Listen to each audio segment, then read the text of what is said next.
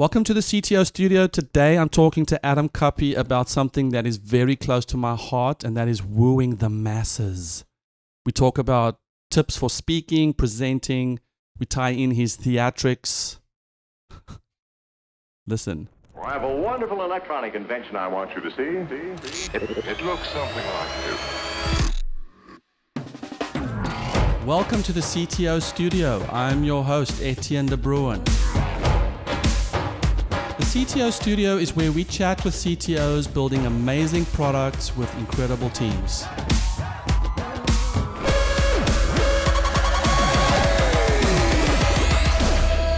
Have you chatted with a CTO lately? Adam Cuppy, welcome to the CTO Studio. CTO Studio? Mm-hmm. True. Do you know what that is? Yeah, it's a chief taco officer. Taco. The chief taco officer. So you're the co-founder of Zeal. Mm-hmm. Tell me about that. So we're a software consultancy that specializes in mid to large scale enterprises. And you also speak at every conference and event that I put on. All two of them so far. Because I can't get enough. Well, I'm very flattered. You have a theatrical background? Yeah, so I started as an actor. In fact, my degree has nothing to do with technical anything. It's all in not software. It's all in theater performance. How has theater performance helped you close the deals? I think we can all assume a few things.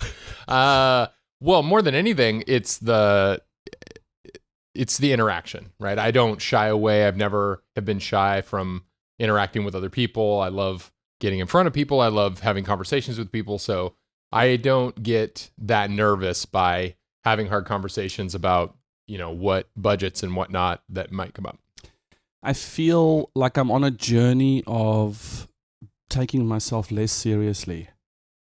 And do you think that's a key skill for being an actor? Well, I want to start with, so you do take yourself seriously at all, or? I do. Oh, okay. I feel like when I get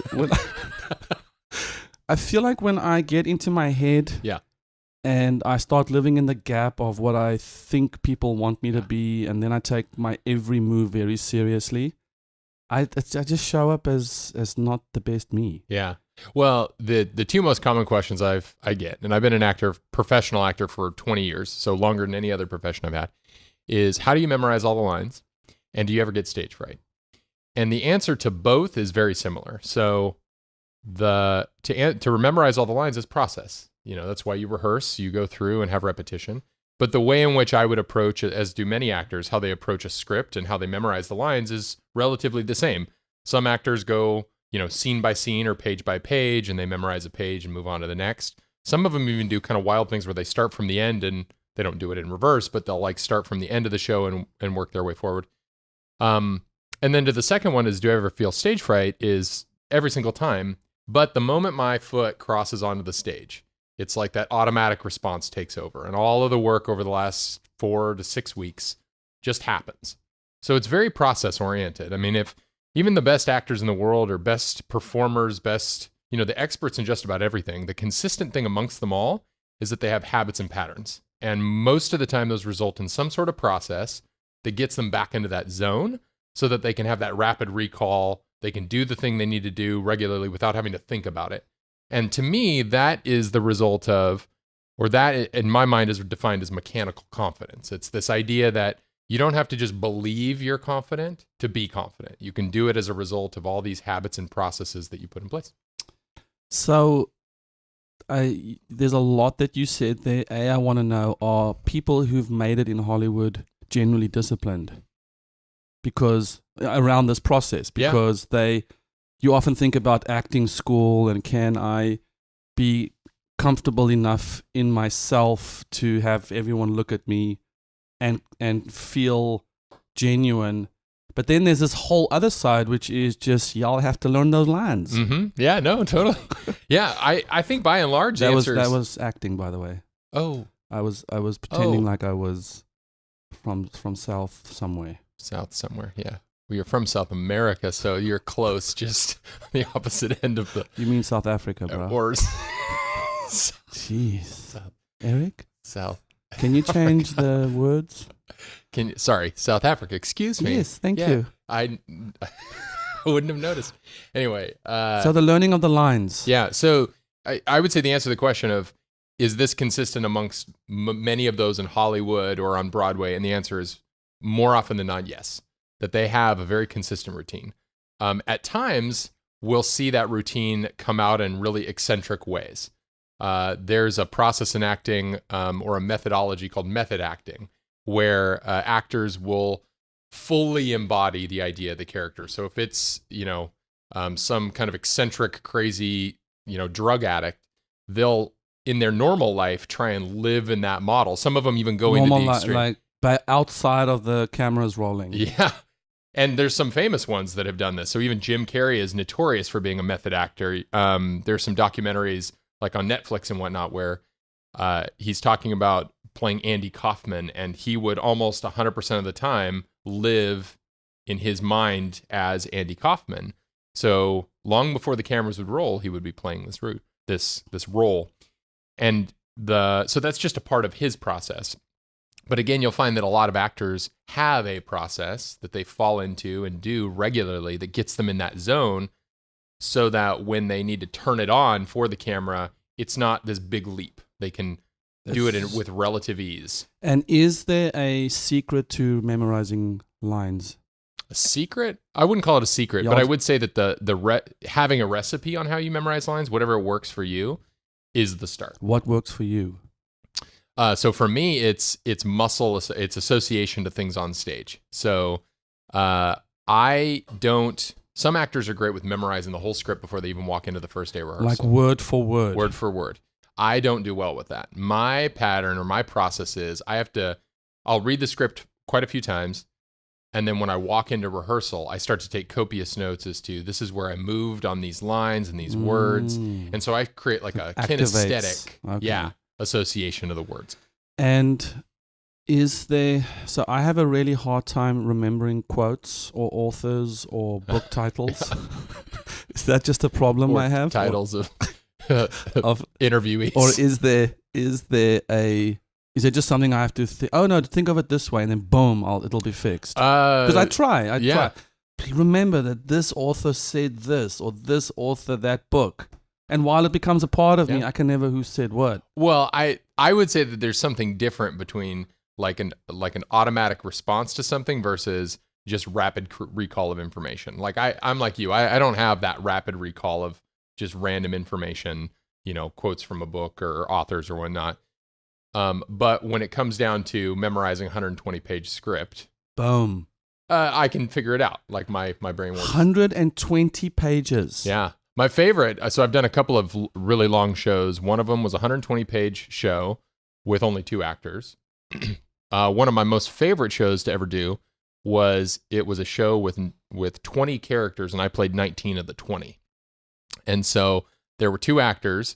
The title of the show was the name of the second actor, but I played all 19 characters in the show, ranging from kids in a classroom, 10-year-old kids in a classroom, to the parents of those kids, to you name it.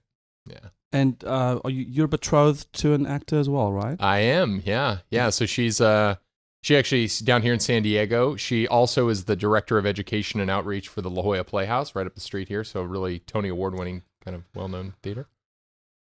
What can I do to make my presentations, my talks better? As a tech person, as a CTO, and again, I've seen you speak. I love it when you speak. Sometimes I struggle when you speak, but me too. For you, I do.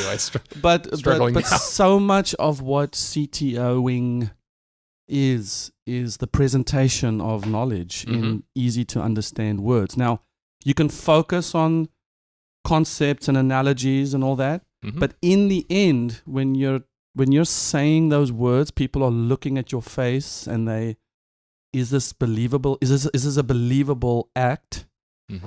And so what can they do? What can I do to make my presentations better? I feel like step 1, if I was to answer my own question, was don't take yourself too seriously. Just like this is these are just people, like the whole imagine them in their underwear thing.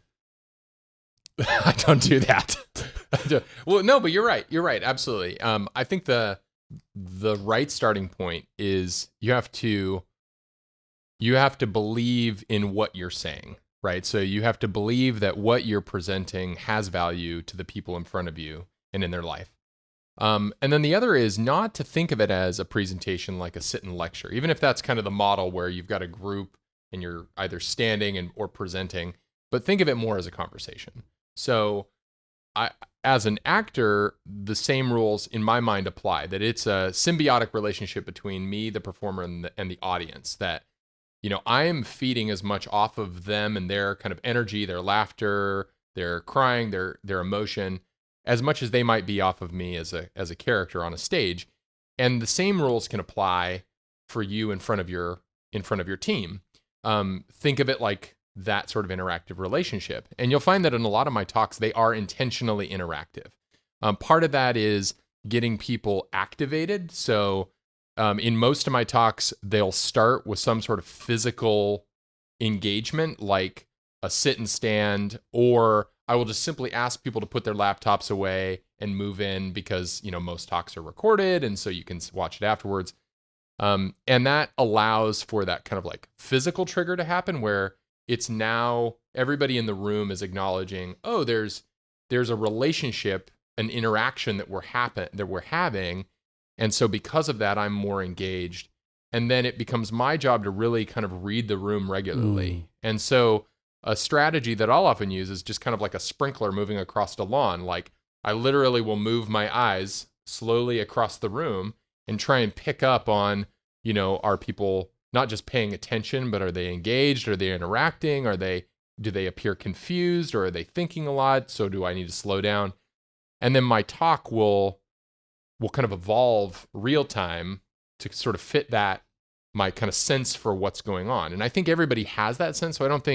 So for me, while I've been doing this for quite a few years as far as speaking in public, I think that most people, we kind of have that innate sense that we can kind of read a room, at least from a high level, and figure that out. Like, are people taking it and digesting it? And this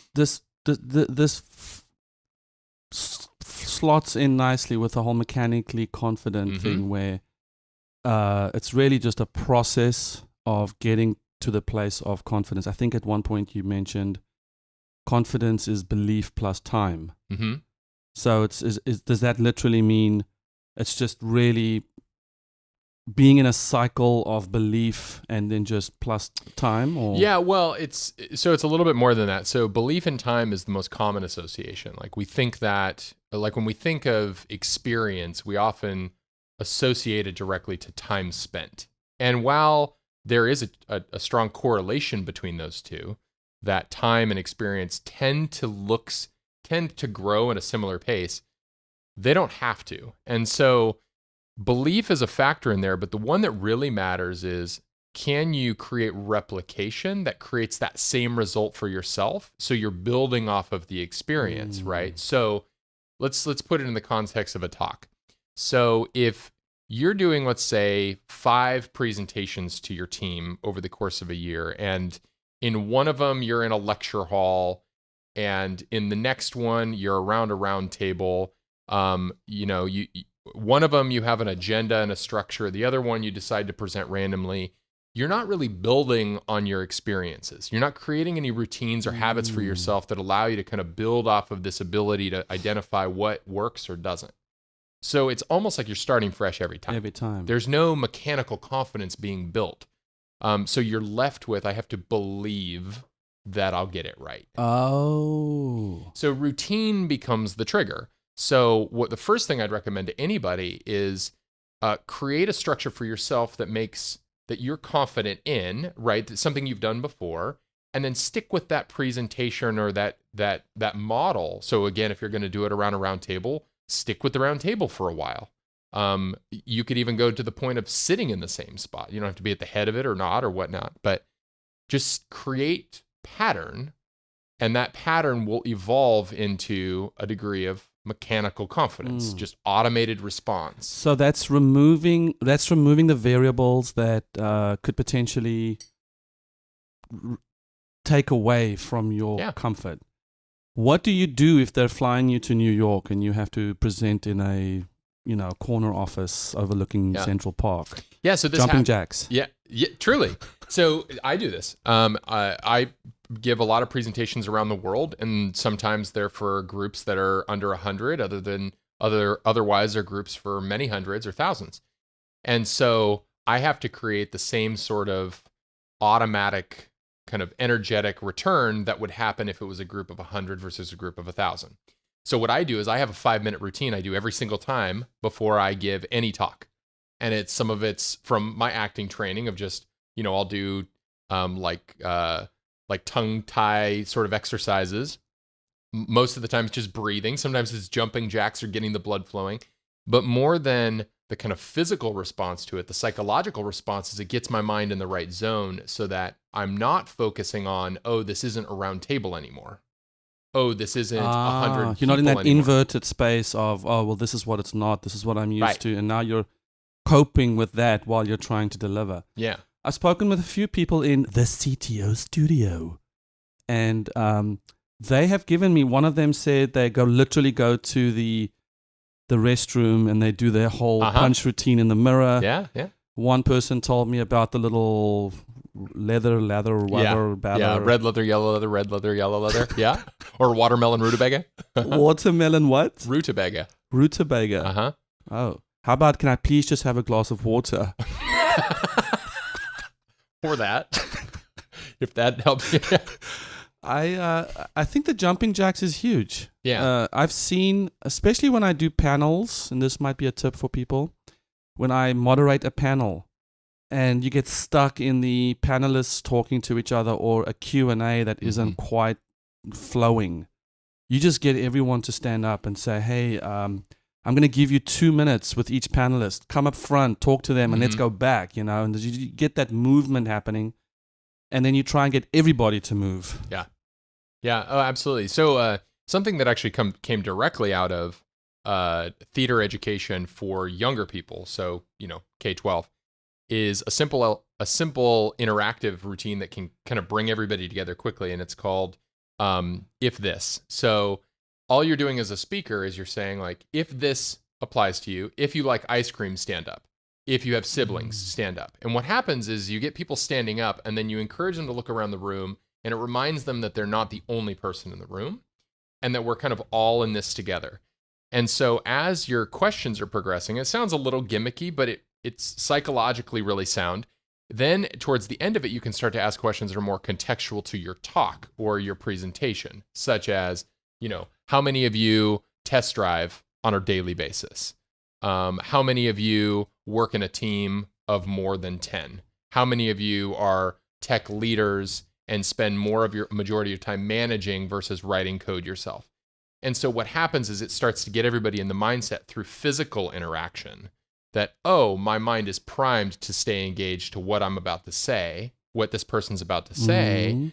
And also my mind is centered around what they're about to share with me. That's tenfold more effective in a more of a presentation manner, not maybe something that you do on a small, 5-person team around a table, but you can kind of modify that a little bit if you wanted to just create that initial interaction.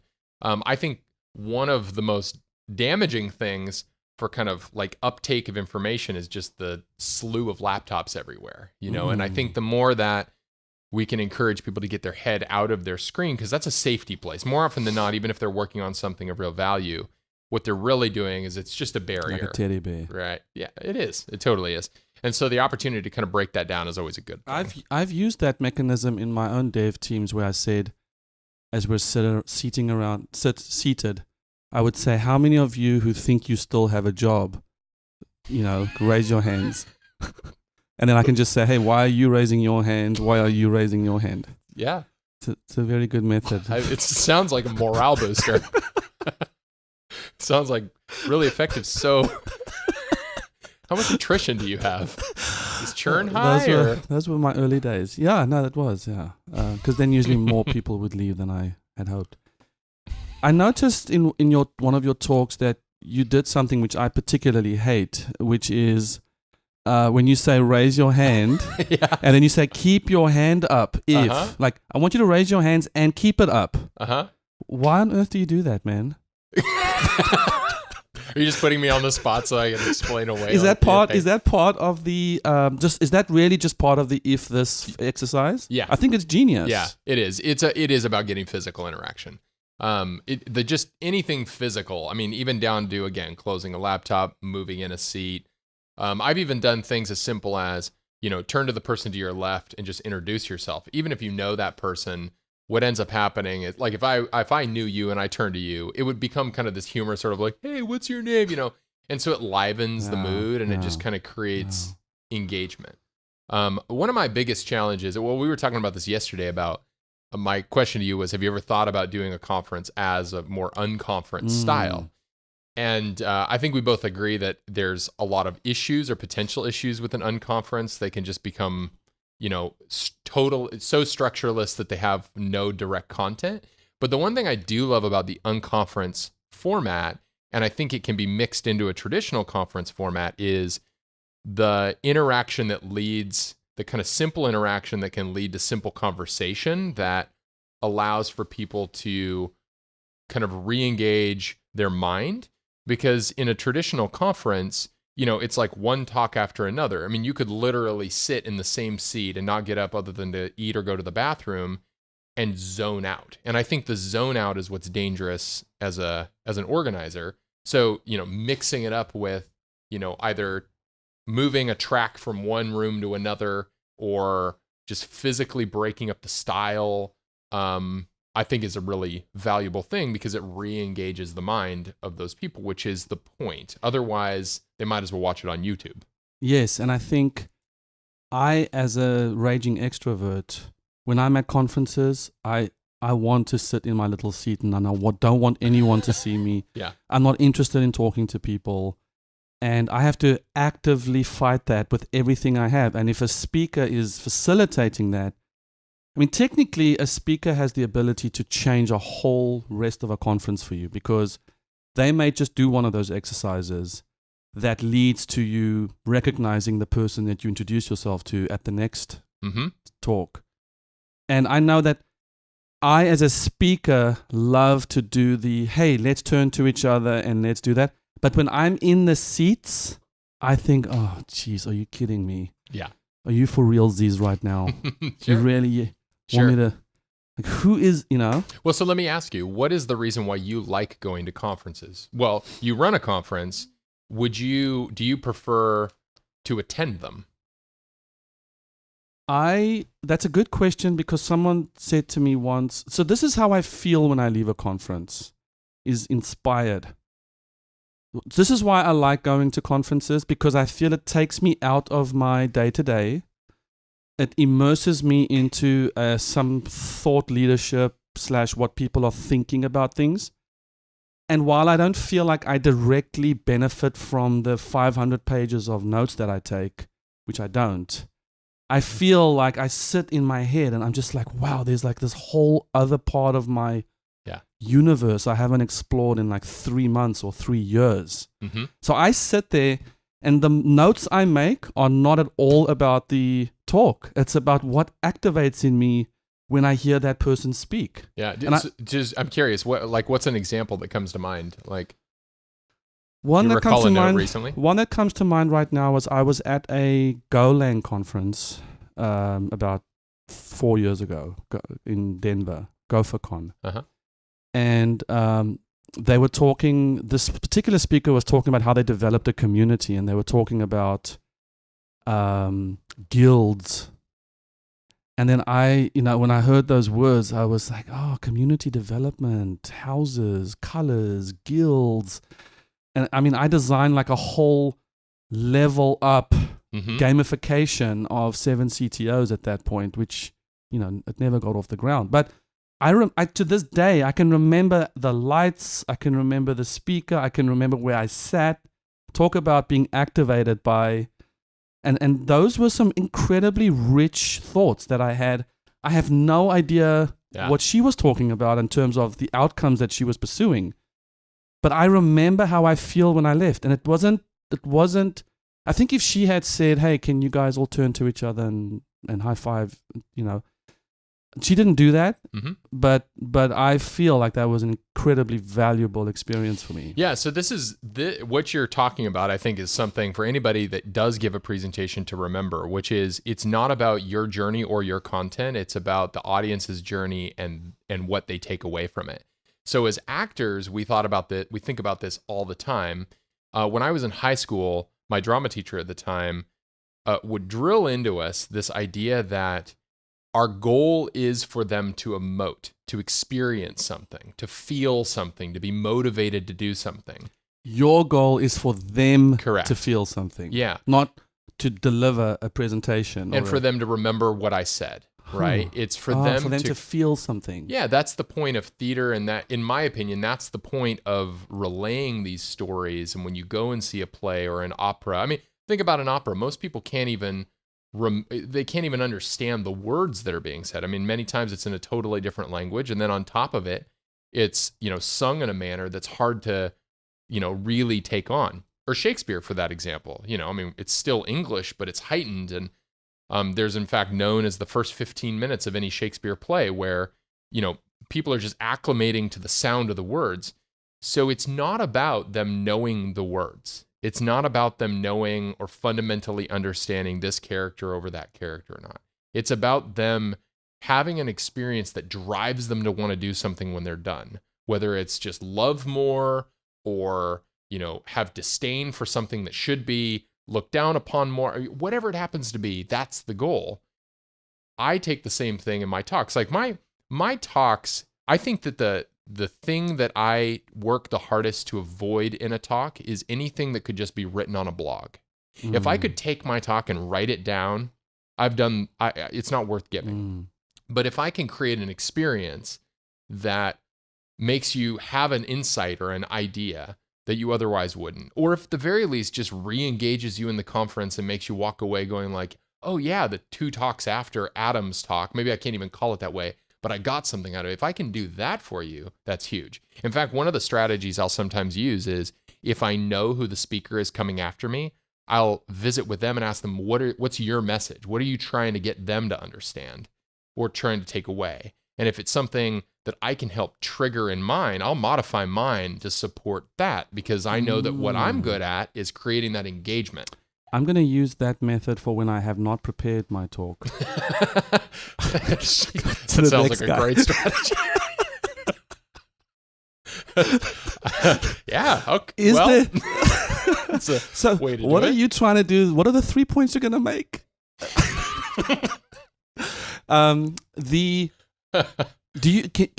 Are there telltale signs when you feel like even if you're doing the physical, and I'm talking on a small scale, large scale presentation versus dev team versus keynotes, whatever, are there telltale signs where you can know that that the audience is fading from you and that it's time for them to, it's time for you to inject something? Well, leaving the room's a pretty good indication. That sucks, man. It sucks. But, yes and no. So, and maybe on a smaller scale. So I think larger scale, people leave the room. But let's say you're talking to your C-suite. Yeah. Let's bring it home. Or let's say you're meeting with your lead devs. Yeah, so I could tell you. So the answer is there's not a clear indication that, that I'm losing them. There's some things like, continually looking down or, raising their hand saying, you're boring me. Those are pretty good indications. No.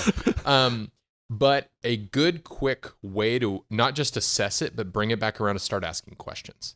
Even if you're not getting direct answers, even if I wouldn't ask rhetorical questions, but even if you're in a format where you can't really take their answers, it's not the ending Q&A. We're just ingrained, our minds are built around this idea of when asked a question, my brain's going to want to try and think of an answer. Well, that encourages the engagement, right? So even if we're talking right now and I say, would you prefer turkey or chicken? Chicken. See, you're drawn to answer it, right? So it's when I used to teach auditioning for people coming out of high school and college, the one of the many, I had this kind of 7 tips guideline for them, and most of the tips had nothing to do with the pieces themselves. It had nothing to do with how well you performed your thing. Let's draw the assumption that you're going to do that. A majority of the tips involved re-engaging the auditor, because a key part of not just, let's say auditioning for a play or a movie, but let's look at it in the context of a conference, is if I'm giving the talk at the end of the conference, I already know they just sat through 6 hours of talks. So the probability that they're going to be kind of a little burnout, a little overwhelmed is high. So it's it's pretty stupid of me not to recognize and acknowledge that. So if I'm giving a talk at the end of the conference, you're going to find that I ask more questions, I create more engagement, and even I'll try and simplify the content down. So a lot of my talks, I try and keep big, long descriptions off of the slides because it gives me the flexibility to change the format and the structure of the presentation on the fly. You're not locked into what sounded good 2 weeks ago. Totally. Not to mention, most presentations will just be a lot of language on a lot of text on slides. They're just going to be that way. Don't do that. Trust me, don't. But it's a way to kind of break that pattern, right? So if we were to take this and kind of abstract it way out and say, okay, well, how could you take this sort of like pattern disruption and pattern recognition and routine and apply it to every other area on your team, is to fundamentally recognize that as human beings, we are drawn towards routine and pattern and process to create confidence. So the more we can encourage that in everything that we do as a team, as a unique team, the more opportunity that we have to disrupt it when we want to create change, or to instill it and enforce it when we want to really kind of double down on what we are doing well. The more you can do that, the more confidence your team will start to have. And that is the real result I think we all want, whether it's a presentation in front of our group or even just training up junior developers, or integrating senior developers into our team, or finding a pattern that allows us to scale to go from 10 to 50. Like, it's all process that solves those problems. And patterns create the confidence that allow myself and that team to be able to grow and evolve over time. And patterns really is just saying, I know, it's predictable. I know what to expect. Yeah. What's next is not unknown. That's right. So earlier on this year, we took a couple of interns, and they were out of a code school from only 3 months long. Their internship was only a month long. And it was interesting to me because while they had little technical experience writing the code, they had enough to be able to produce a basic application. What I found interesting from the beginning, and I imagine, many of the listeners, you're probably thinking or have had this experience yourself, which is, I have this new person on the team that has little experience and they forget the basics, right? Or there's little things like that senior, quote unquote, air quote, senior engineers would only know, right? That aren't necessarily technical, or, it's not some algorithmic design. It's, they're just using the framework. And so what I found fascinating was that these two individuals, that they were stumbling over things they knew. It was like, if I wasn't here for you to ask the question, what's the right way to do it, you would have done it right? You would have done it successfully. The easy excuse is, oh, well, they just don't have experience. They're not confident because they don't believe in themselves. Like that's the automatic answer. But I interviewed a bunch of senior or more experienced, those that had 10 plus years of experience professionally writing code. And I was asking them the same question, and there was nothing unique, but what I did notice was they had habits and patterns and practices that they did every day. So here's a question for you, the listener. I want you to think about this. If you would classify yourself as senior or experienced, do you have a habit around how you place windows on the screen? Like, do you put the terminal on the left and do you put the IDE on the right? I would venture to say you probably do. 100%. Right. So what we did was with our interns is I told them, here's what I want you to do. Just for the time being, I want you to literally put the terminal on the left, the browser on the right, and right in the middle, I want you to put your IDE. That's all I want you to do, and just do it consistently. What I discovered was over a course of about a week, they started to feel more confident in other areas of writing the code. The same questions that they had the week prior just stopped asking. So good. And the result of it was because we instilled pattern. We we eliminated that kind of cognitive load of where's that screen. And so my brain that kind of rapid recall could trigger when I saw an error message or that. And I now, it was just like my brain could jump into it and take action. Which is the same for when I was CTOing my company. There were times where I had to jump in and I volunteered to do a feature, which I should have never done, but I did. And I'll never forget the first week or 2 or 3 where I have to, Ruby was upgraded. Oh, Rails is on a new, so what IDE plugins and packages and it's incredibly unsettling in that scenario. So I love how simple you could just say, hey, just try this for the next 10, 20 days. Just put your terminal there, do your thing. And then, like you said earlier in the conversation, you're removing those variables from sort of your brain isn't freaking out over some small gap over here. Yeah, and the same can apply if you take it outside of the code and you just talk about, management and leadership. Is if you have if you do one-on-ones with your team, which everybody should do on a weekly basis. If you do one-on-ones with your team, do the one-on-one the exact same way every time for a period of time. If you want to change it, fine, but don't do it the next week, right? Change it a month later. So we follow a 10-10-10 structure at our company. So one-on-ones are 30 minutes long. First 10 minutes is that individual's opportunity to share whatever's on their mind, challenges or whatnot. It doesn't matter. It's entirely up to them. Second 10 minutes is my opportunity to do the same. Also provide some feedback. The third 10 minutes is all about growth. And we just stick to the 10-10-10 structure. But the essential element is not the 10-10-10 structure. It's not the questions you ask. It's that you do it the same way, whatever you choose to do, consistently for a period of time. So the habit can form. The result comes out as, I have confidence that I understand what your reaction's going to be, right? I don't know if you've ever experienced this as a leader, especially if you are in charge of hiring and firing, but oftentimes what leaders tend to do when they have that authority is they make the very faulty mistake of creating an environment of randomness, and that randomness creates this negative byproduct of the team feeling like they're always on edge, because what you've done is you created a mass amount of uncertainty. It's like the Ruby version changed and you didn't know it. So you don't know what you're dealing with today, right? You don't know what the emotions of this person, your leader's going to be. So the easiest thing and the quickest thing you can do is create the routine with them so that there's predictability and therefore confidence, and you're going to find that you create a deeper relationship with them. So if patterns and forming habits creates confidence, what creates boredom and staleness? Because one could argue, well, this is what my brain is saying is, well, I would want to change things up so that I can keep people's attention and not have them check out during the 10-10-10. Oh, yeah, he's going to do this, then this, and then this. Mm-hmm. So is there a case for switching it up? Absolutely, all the time. And I think that is a part of the process, is make sure you're iterating, right? But don't iterate too fast. That's the takeaway, right? So a simple recommendation is think in terms of months. Don't think in terms of days, and even weeks can be too light in the beginning. Think in terms of months of change. So if you're going to do a one-on-one as an example, and you're going to say, we're going to do this weekly, do it weekly for at least a month, maybe even 3 months. Don't change that habit.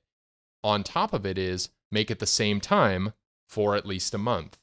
If you want to change it to disrupt the pattern and kind of create engagement, which you absolutely should do that on a regular basis as well. And I think where this is very, very helpful for me is as an executive or a co-founder, time tends to move a lot slower than you think.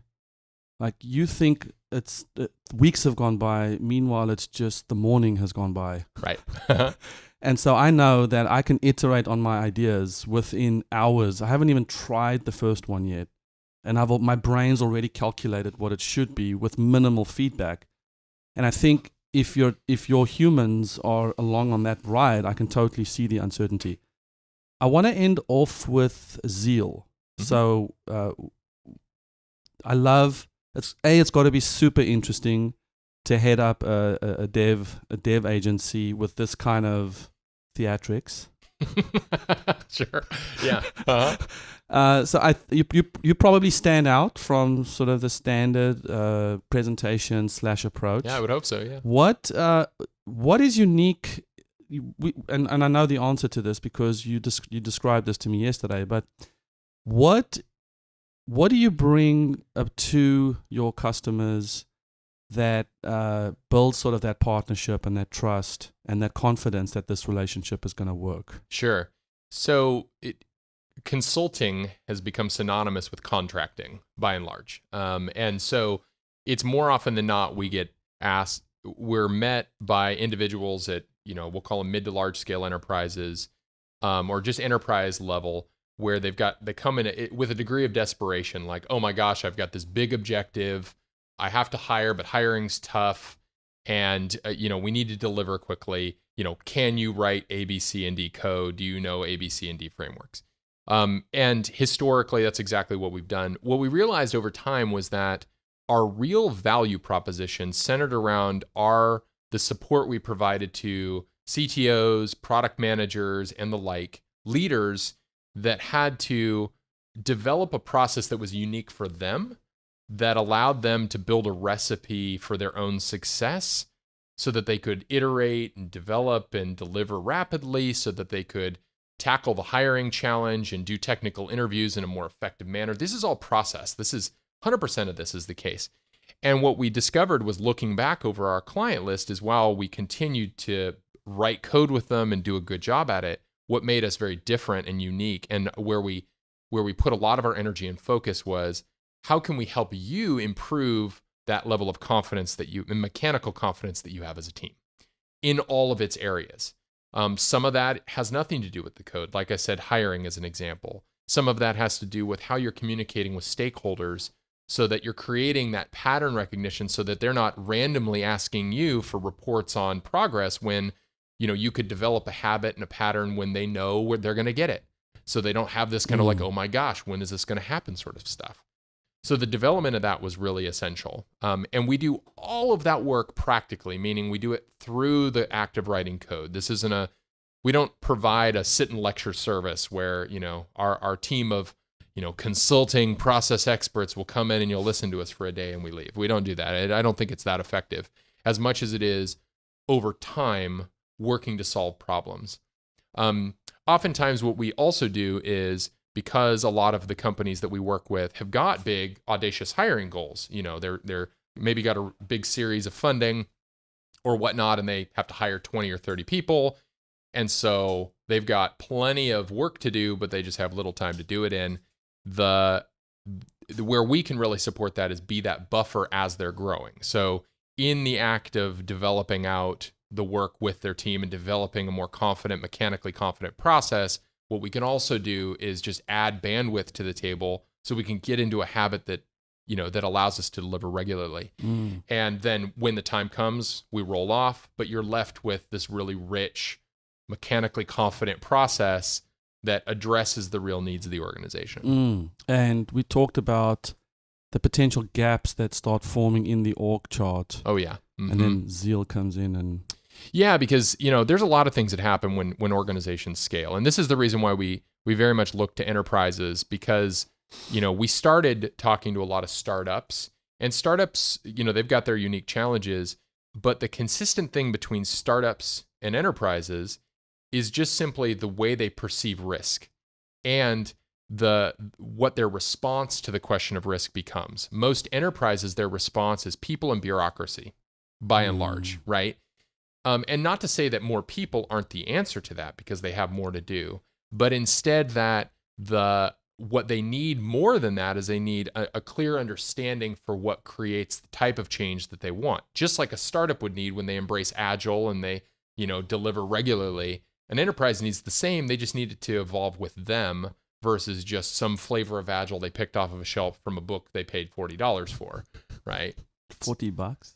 There's a few out there that I wrote 2. My first book. No, just kidding.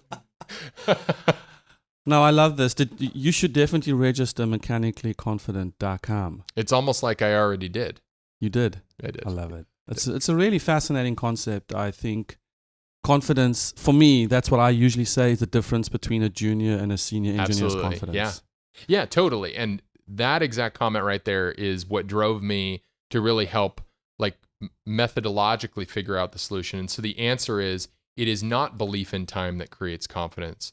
That's corollary. It's not causal. Okay. It's routine, that ingrained routine that creates confidence. So if you as a leader can create more routine, disrupt it when you need to re-engage, absolutely, but create and encourage routine, you're going to discover that within a very short period of time that your team is just naturally more confident. Is it okay if people contact you about the process to create that mechanism, to create that confidence? Oh, of course. Yeah, they can go through my assistant, Etienne de Bruin. No, just kidding. Oh, absolutely. So absolutely. so what is your, what is it? Codingzeal.com. Codingzeal.com. So CODINGZEAL.com. And open for business to do software projects for enterprise. Yep. And you can look me up. I'm also on Twitter, and we're on Instagram and whatnot. So Adam Cuppy, CUPPY. Adam, this was delicious. I enjoyed it. It was great. Yes. It was Thanks, Etienne. Bye. Bye. Have you chatted with a CTO lately? Hi, thank you for listening to the CTO Studio. If you don't mind, take a quick second and please rate and review the show. It helps us a lot. Go to thectostudio.com for more information on what we're doing at 7 CTOs. We also have a video or two for you that could be a helpful resource for you as you're managing your company. So thank you for listening.